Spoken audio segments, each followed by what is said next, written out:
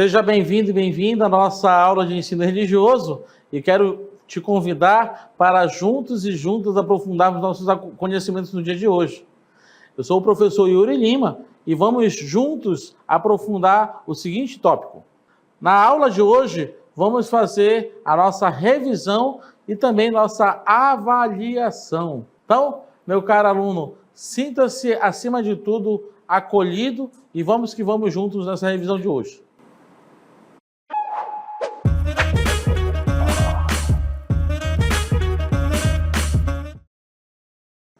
Bem, momento de revisão.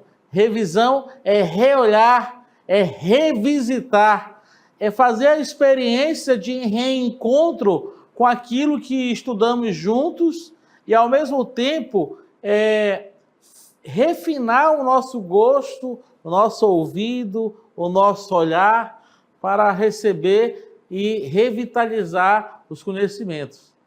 Então, é para esse movimento que eu quero te convidar hoje, meu caro aluno, minha cara aluna, para revitalizar a vida e o coração, né?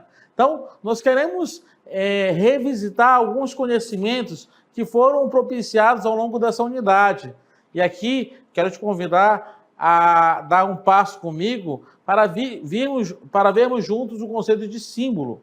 Olha, símbolo é um símbolo, é um objeto, é um desenho, uma palavra, um gesto, uma roupa, uma música cujo valor ou significado é atribuído pelas pessoas que o usam. Não são as características físicas que definem o valor do símbolo, mas o seu significado interior, representativo dado pela história, costume ou leis do grupo humano que o utiliza. Então, a primeira coisa que nós temos que nos lembrar é que todo e qualquer símbolo ele não deve ser olhado somente pelas características físicas, mas deve ser observado qual é o seu significado interior. Que tipo de representatividade é dado pela história daquele símbolo? Quais são os costumes ou leis daquele grupo humano que utiliza determinado símbolo? Então, nós podemos falar que símbolo é o tipo de objeto, é um tipo de janela que nos faz aprofundar um significado muito mais profundo, muito além, um significado subjetivo, um significado que leva em consideração a história daquele símbolo, o valor que ele tem para aquele grupo, e, ao mesmo tempo, os costumes e leis que representam o grupo que utiliza aquele símbolo. Vou dar um exemplo aqui muito simples. Para algumas pessoas, a cruz é somente dois símbolos, duas linhas que se entrelaçam uma com a outra.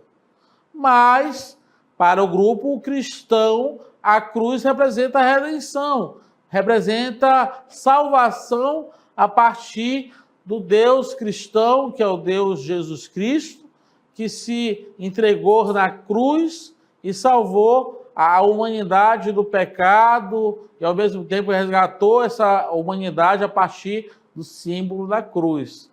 Então, um símbolo que, no primeiro momento, era sinal pelo menos no Império Romano, era sinal de morte, de vergonha, para o grupo cristão foi requalificado com um significado mais positivo, que foi o quê? A questão da redenção a partir da pessoa de Jesus Cristo.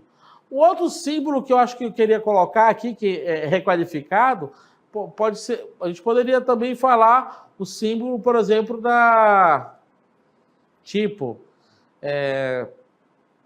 os símbolos de trânsito, que aparentemente você olha para aquele monte de desenhos, né, como algo que não tem nada a ver um com o outro, mas cada desenho, cada placa de trânsito tem uma representação que é válida conforme a legislação vigente de trânsito daquele determinado país ou região, ok? Agora nós queremos fazer a relação entre os símbolos nas religiões. O que isso tem a ver? Primeira coisa que a gente tem que pontuar, que a religião é um campo profundamente simbólico.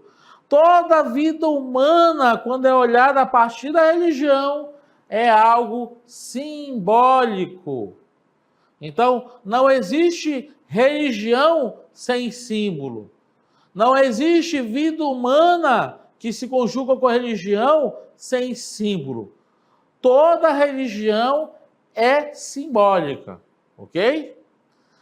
Aqui também nós temos que pensar que tudo na religião, praticamente tudo, é simbólico.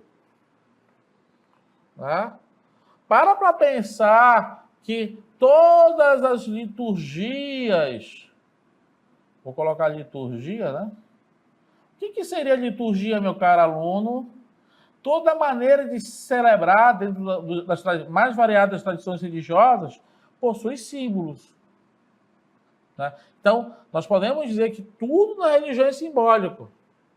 Um terceiro ponto que é importante, os símbolos são uma maneira de tornar palpável e visível as ideias e as principais crenças religiosas. Então, nós podemos dizer o seguinte, que a relação entre símbolo e religião é o quê? É que, primeira coisa, todo campo religioso é um campo simbólico dentro da vida humana. Segunda coisa, tudo na religião é simbólico, desde a liturgia, a celebração, tudo que você possa imaginar na celebração religiosa é simbólico. E terceira coisa, às vezes o símbolo é uma maneira de trazer à tona aquilo que é palpável e visível, as ideias e principais crenças religiosas. Para pensar comigo que tanto numa celebração católica romana, que é a missa, quanto numa ceia evangélica, você tem a ideia palpável da Santa Ceia, da Eucaristia, que é o quê? Tornar corpo e sangue simbolicamente presente em vinho e pão. Isso é uma maneira de nós pensarmos a relação entre símbolo e, ao mesmo tempo, representação no âmago da tradição religiosa. Ok?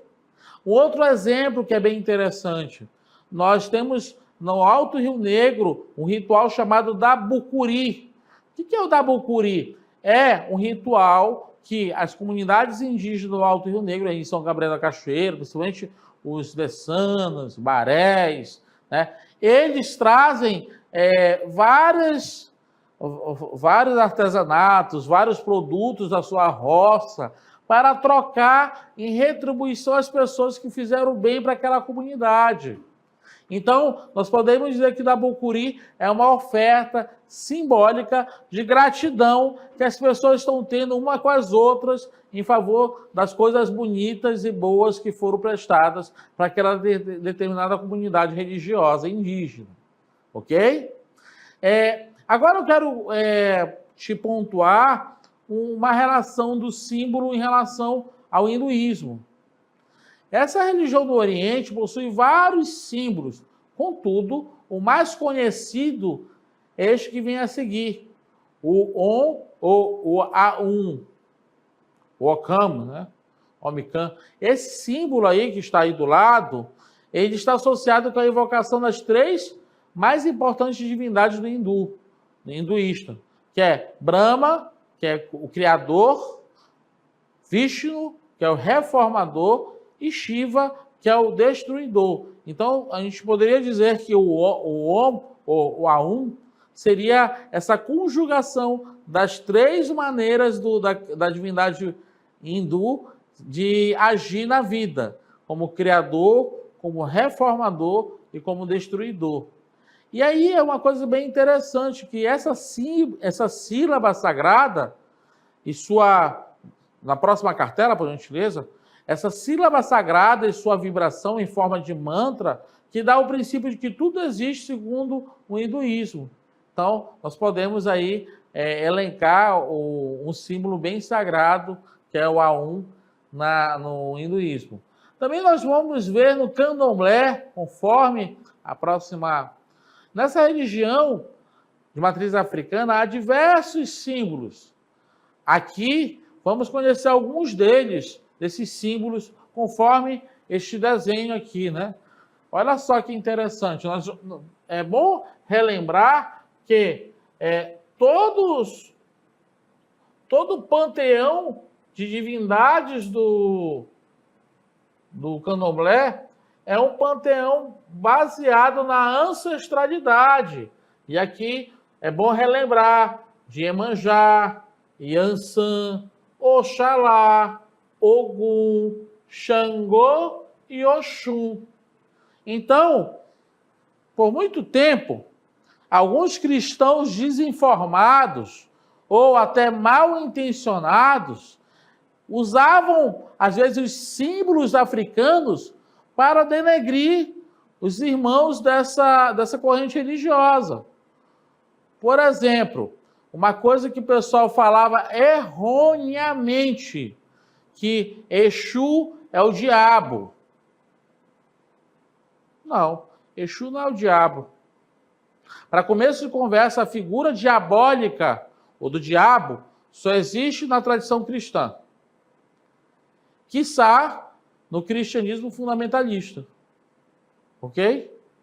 Porque a figura do diabo, por exemplo, não existe nas tradições indígenas e muito bem africana. E eu posso falar mais. A figura do diabo, conforme a tradição religiosa cristã pinta, não existe nem sequer no judaísmo, que seria o pai do cristianismo, a mãe do cristianismo, né? Então, erroneamente, ao longo da história, comunidades de matriz africana foram julgadas, por exemplo, que um dos orixás, que é o Exu, era considerado como diabo. E não era nada a ver. Exu fazia o papel do símbolo de Hermes na mitologia grega. O que o Hermes faz na mitologia grega? É o mensageiro. Então, Exu simplesmente é o orixá, que é o mensageiro entre o mundo dos vivos e o mundo dos mortos. Estou dando um exemplo que, infelizmente, nós presenciamos ao longo do tempo uma grande discriminação em relação tanto às matrizes africanas quanto indígenas. Mas aqui a gente pode pensar alguns outros símbolos do candomblé, né? A estrela de Oxalá, o coração de Oxum. Oxum significa aquele que tem coração, que tem emoção. O machado de Xangô, que significa a questão da justiça, né? A espada de Ogum, o raio de Ansan e a estrela de Iemanjá. Eu me lembro bem que a estrela de Iemanjá, pelo menos para a simbologia do candomblé, significa aquela que, de certa forma, guia a pessoa pelos mares da vida. Ok? E aqui a gente vai também ver outros exemplos de simbolismo no shintoísmo. Para pensar aqui. Essa religião tem como principal o símbolo o tori.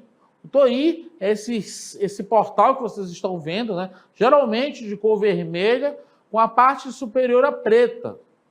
A palavra shintoísmo quer dizer os caminhos dos kami. Ok? E a parte do tori, na próxima cartela, é a parte do tori que geralmente indica os locais sagrados do shintoísmo, que o adepto dessa religião começa a sua evolução espiritual. Então, anota aí, meu caro aluno, o que significa, o que representa o tori para o shintoísmo. Ele representa a passagem do mundo físico para o mundo espiritual, do profano para o sagrado. Ele é o caminho dos kami. Presta atenção aqui. Então, se fôssemos perguntar o que representa o tori, ele representa exatamente isso aqui. É uma passagem espiritual que conduz a pessoa do mundo físico para o mundo espiritual, do profano para o sagrado, o mundo dos caminhos. Ok? Esse aqui é um dado muito importante e que serve também como um exemplo de simbologia a partir das tradições religiosas. Ok? Então, nós já vimos até agora símbolos religiosos do shintoísmo, o A1. Vimos até agora símbolos religiosos do candomblé, que é uma tradição religiosa africana.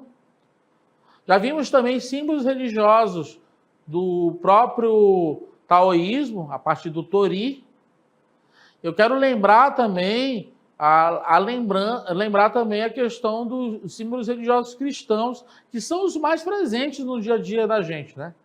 Mas que é necessário também nós conhecermos os demais símbolos religiosos das demais religiões para não ficarmos criando uma visão ou falas preconceituosas ou estereotipadas acerca das religiões que às vezes nem conhecemos para falar.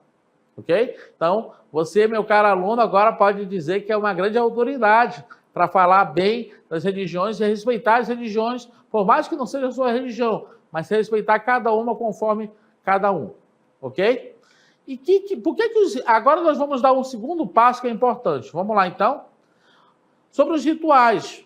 Presta atenção, toma nota. Os rituais são importantes porque nos conectam com algo maior do que nós mesmos, nos dão um senso de pertencimento comunitário, nos ajudam a lidar com momentos importantes da vida, inclusive momentos doloridos da vida, algum ente querido que morreu, uma situação complicada e triste, né?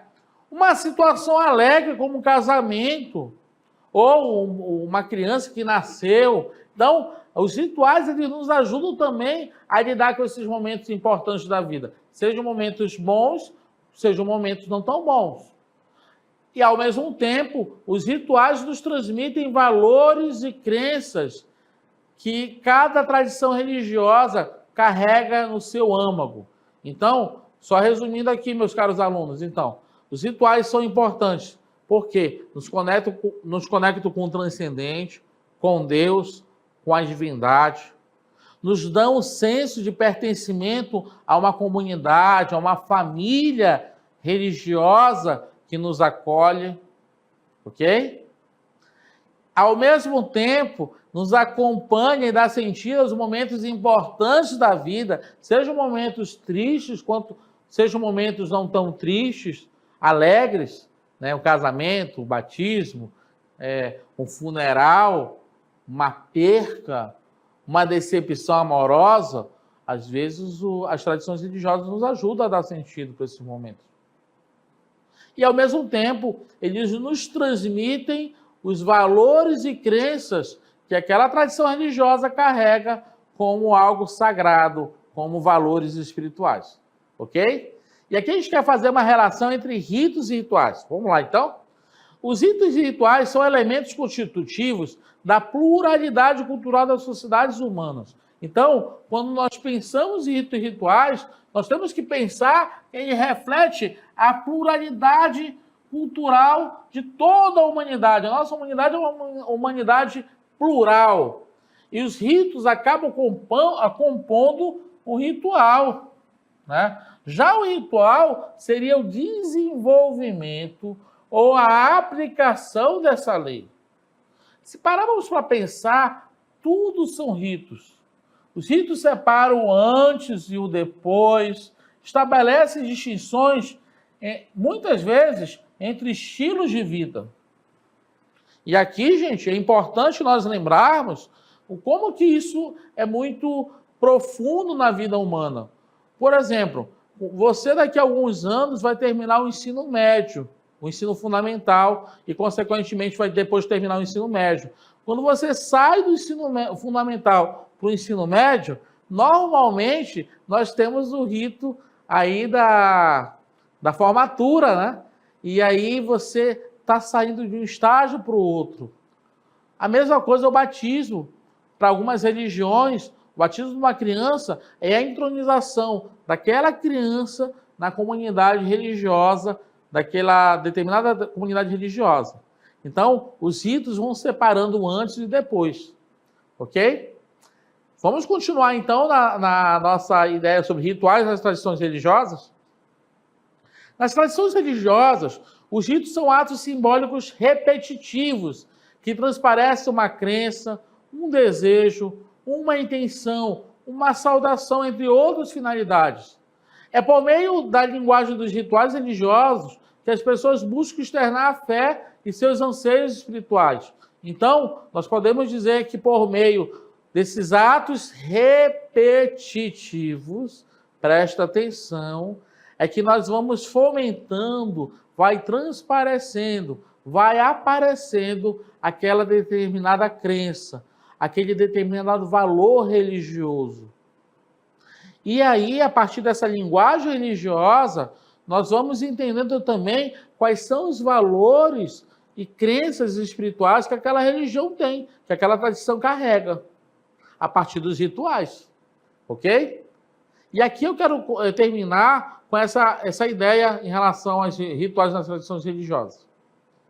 Nas diversas tradições religiosas, os rituais possuem distintos propósitos, tais como prestar culto a Deus, pontuar uma mudança de vida, de ser, pontuar, de repente, um momento de graça, de agradecimento, e assim em diante.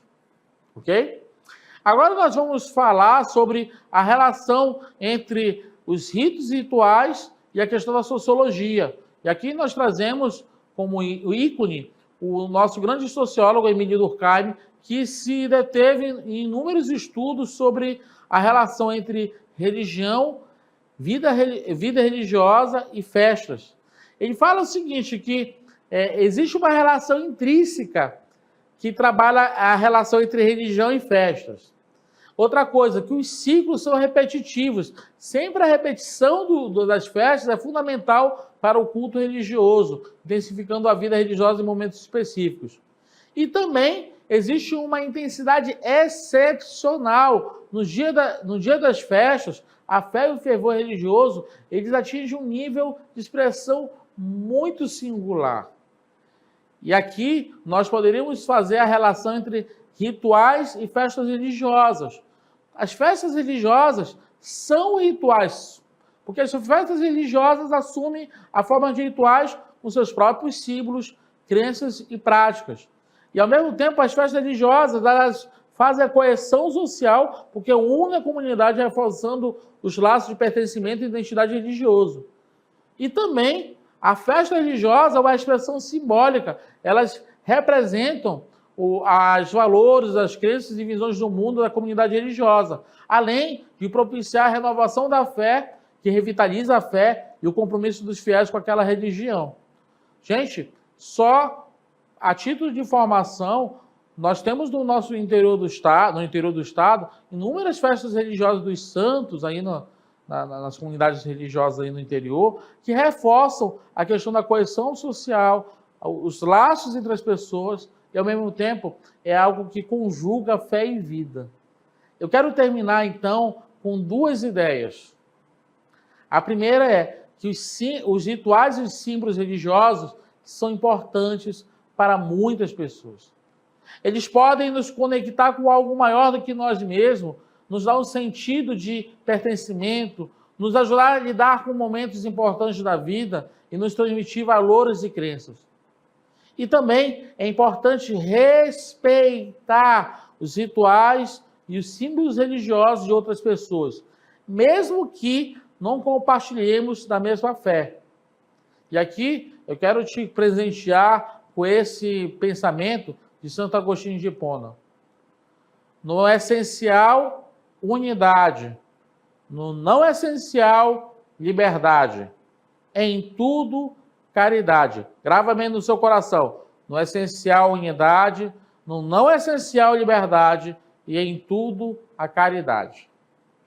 Então, muito obrigado por nos acompanhar ao longo desse itinerário. E vamos que vamos juntos construir educação.